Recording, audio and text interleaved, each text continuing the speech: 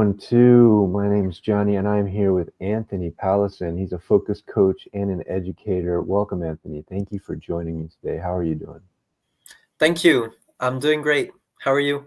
I'm great. Yeah, it's a good day. Man, I'm stoked about what you do here, the flow state. This idea that we can get into a state where we're doing what we do and we love it, and time's just flying by, and we're at our best. Is that how you would describe it? That's exactly how I would describe it. And for people to relate, it's really the state that you're in when you completely lose track of time. Like 2 or 3 hours can fly by, and then you get the feeling of, wow, was that 2 or 3 hours? It felt like half an hour, or it felt like 1 hour. That's indicative of a flow state. So when I think of that, that makes me think of like, yeah, being in the moment and maybe what's contrary to that, what keeps us from that is maybe being in our mind too much, thinking of the past or thinking of the future. Does that sound right to you? Yeah, it definitely is something that is about being in the moment. Of course, sometimes we have to plan for the future or think about the past. There's funny links between all of them, but the core idea is we can only be in flow when we are in the present moment and undistracted. Right on. So what are some ways that you recommend to people for finding that flow state, for getting back there if they've lost that? Wow, so there's a lot of ways. I would say it's a mix of mindset, so the way you view the world, your self-belief and all this. It's a mix of productivity techniques based in neuroscience, and it's also a mix of inner work. And it really there's a set of principles that when followed increase or increase the likelihood of getting into a flow state. So for example, there's a flow cycle, and once we are aware that this cycle exists, we can realize we're in different brain waves and different brain chemistry at different parts of the cycle. So when we know what part of the cycle we're on, we know where to head towards to get into a flow state. Then Man, there are things to avoid, things like flow blockers, and there are things that help trigger flow states, which are called flow triggers. So you those are know, some of the what top comes few to things. mind for me is like playing sports. I feel like this is where, I just really an outlet to really I can find that pretty easily a lot of times. And then, a lot of times with my work, I'm fired up, I'm inspired, I'm motivated, the ideas are flowing. It's just doing all I can one after the other. And then other times, I have a hard time kind of getting back there. Just wanting to find that good energy where, maybe I don't know what the distractions can be like, but yeah, so what are those flow blockers, and what do you suggest to people, kind of practical, tangible things they can do to get inspired when they want to get back to getting good work done? Yeah, you muted yourself there, Anthony.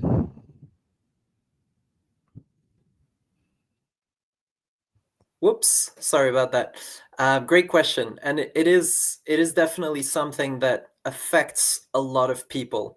So some of the biggest flow blockers are distractions and interruptions.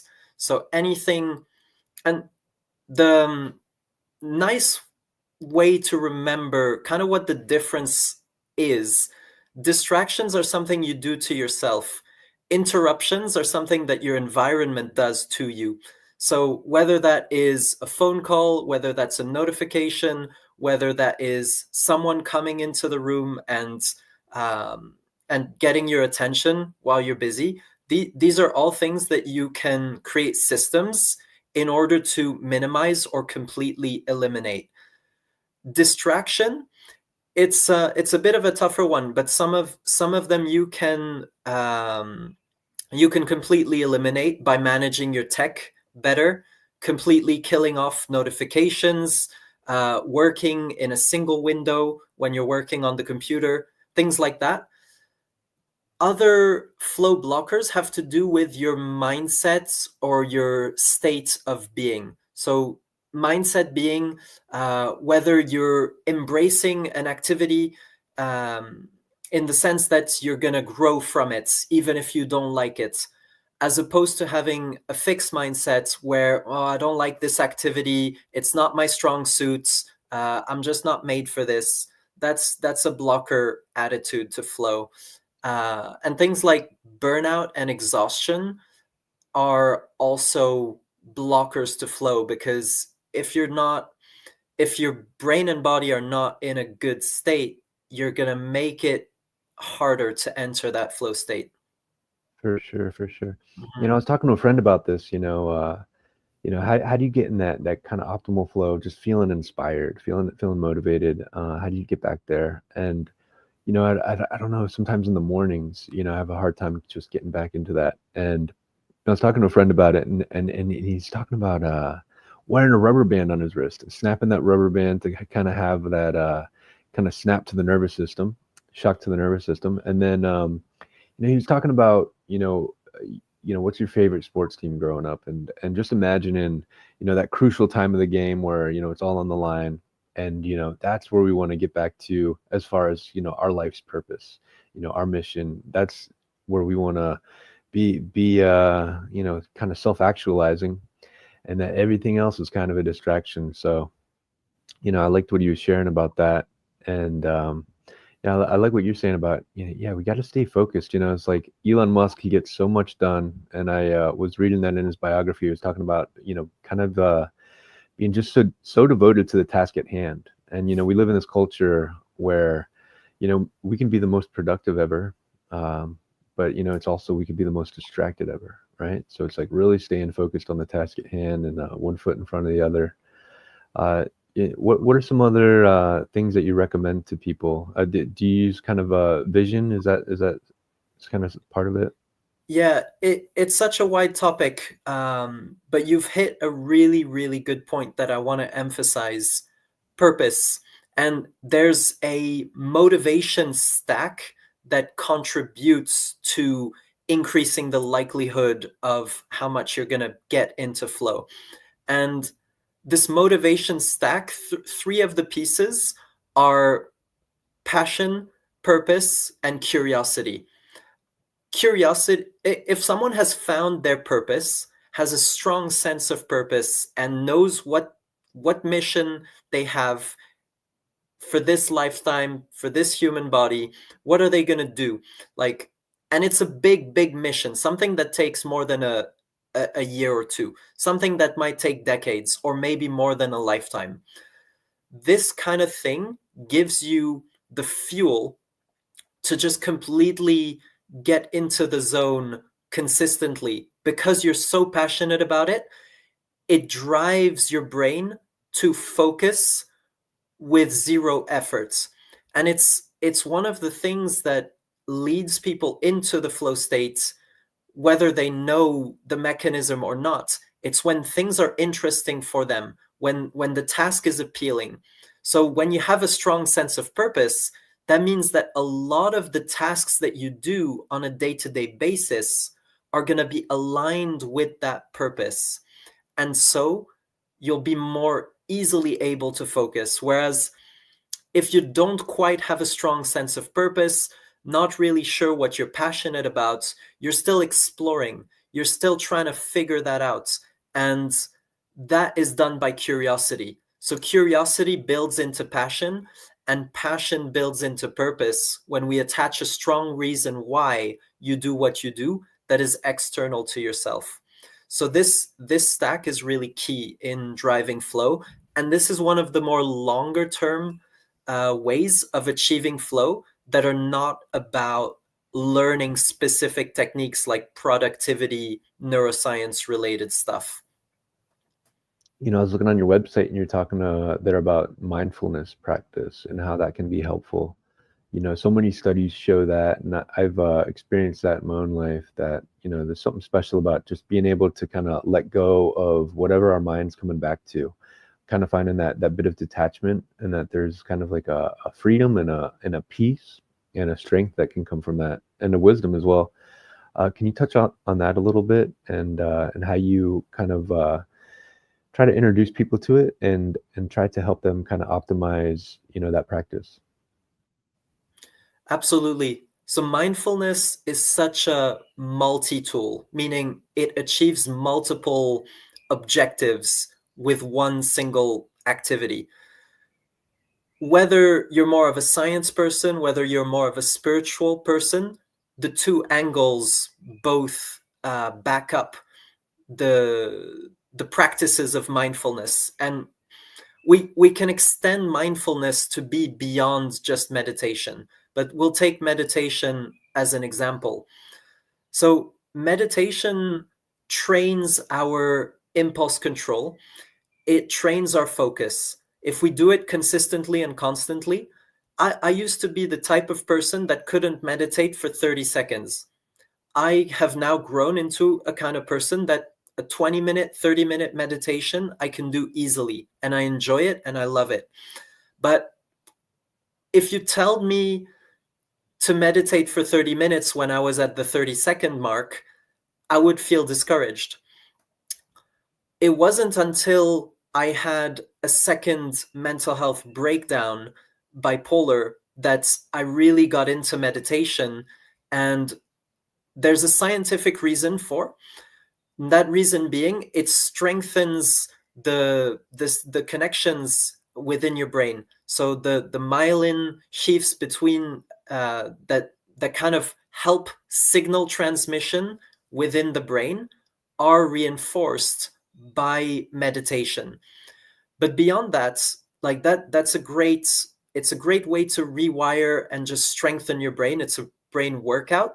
But beyond that, it's also something that gives a lot of clarity. So in this world, which is completely overwhelming, where we don't necessarily know what to focus on, maybe we're struggling figuring out what to do on a day-to-day basis, a few minutes of meditation can just help simmer down all of that noise and help us to connect with our intuition and figure out something that's going to guide us towards the answer.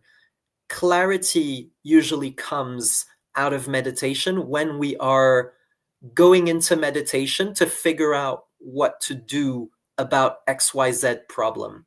So all those reasons and beyond are, yeah, there is no downside to mindfulness. It's free, it's accessible, and it has multiple benefits. There's no reason not to train it. Regardless of whether you're spiritual or not, there are completely agnostic meditation practices. It can be just a functional, high performance tool. Yeah, I echo that sentiment, right? Whether you're a believer or not, right? It is just a practice that's just kind of coming back to the moment and finding that perspective, right? Because a lot of times it's like we're in a hamster wheel. We're going around and around with the same ideas, the same thoughts. And, we kind of identify with those thoughts and those feelings as who we are. But if you take a step back and kind of keep on just observing with a detached kind of state, there's a sense of wisdom there. And, studies show that this is can be very, very helpful. Lots of peer-reviewed research. And yeah, as a believer, I know some Christians would push back and say, "Oh, that's meditation. That's not what we're supposed to be doing." Well, the Bible says meditate on the Word of God. It says be still and know God. So to be still and to quiet the mind is definitely something I see in the scriptures. So Anthony, what other tools that are kind of easy that people can access? Some practical applications would you suggest to people? Yeah, so earlier you were talking about the morning period. Excuse me. It's important to know that some people are morning people and some people are evening people. We'll call them early birds and night owls. And to a certain extent, we can change our configuration, but to a large extent, it's determined by our genetics, which one we perform better in. And there are optimal ways to be more in alignment with our biology based on our morningness or eveningness type. And the big example that I usually share is about aligning the type of tasks that you do with the half of the day associated with it. So, for example, if you're a morning person, it's going to be easier to do deep, focused work in the morning, and it's not going to be so easy in the afternoon. If you're a night owl, you're going to want to do your deep, focused work in the afternoon and not in the morning, because you'd be forcing yourself to do something where you just don't have the energy or the power to do it in that moment. It's not, you can, but it's not optimal. So in the half of the day which is not your focused type of work, you want to do lower focus work, things that are more creative, perhaps things that are more admin, things that are like meetings, this kind of thing, that's a bit lower pressure, less needing to be in a deep focus state, if that makes any sense.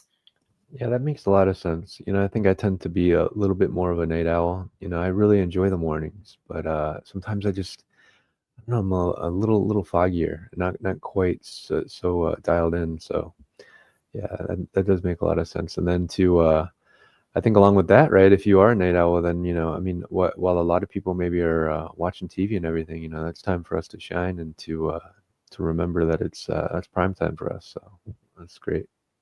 Exactly. And I kind of got the inference based on that you were mentioning kind of having the difficulty in the morning.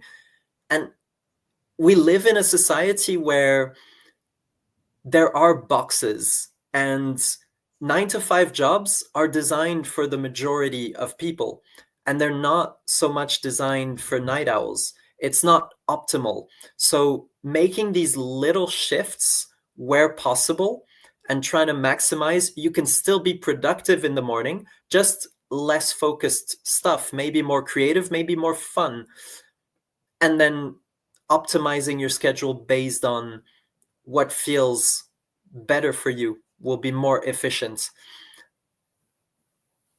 Absolutely. Well said. I appreciate that. What else can we say here? Yeah, go ahead and tell people what can they do to find you and to reach out if they'd like to find some have some help from you. I'm available on the social medias. I use Facebook, Instagram, LinkedIn, and I'm also on the web. The website is www.palacin, that's PALACIN.co.uk. It's a UK website.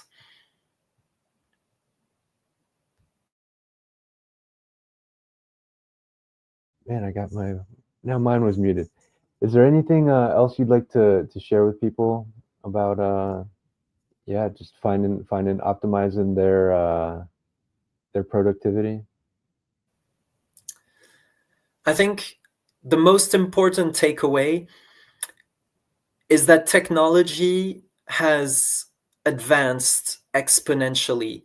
There's no, compared to 100 years ago, we have so many more things to pay attention to. And that means there are also so many more learning curves that we have to go through, especially now with AI coming. And it's just the beginning, because what used to be the problem is figuring out which website to go to or which expert to go to. Now we have to even look at which AI is going to give us the answers we want, or which, there's just the scope of uncertainty and overwhelm is just exponentially bigger than what it used to be, even 50 years ago, even 20 years ago. And so it's not just a matter of productivity, it's a matter of health. It's a matter of mental health, and it's a matter of physical health. If we don't train our focus in a world where the demands on our brain are way more than what our brain is designed to handle, then we're going to be constantly exhausted, constantly distracted, constantly burning out, and not really knowing why. One of the simplest first steps to do is to start by training your focus. It'll be one of those things that has an infinite return for the rest of your life. Yeah, I dig that. Right. You got to invest in our tools, right? You know, they're gonna pay you back. Gonna help get the work done, help you do better work, and this is exactly what we're talking about here. Is that so? Anthony, thank you so much for joining me today, and yeah, let's talk again soon. Thank you so much. All right, all right.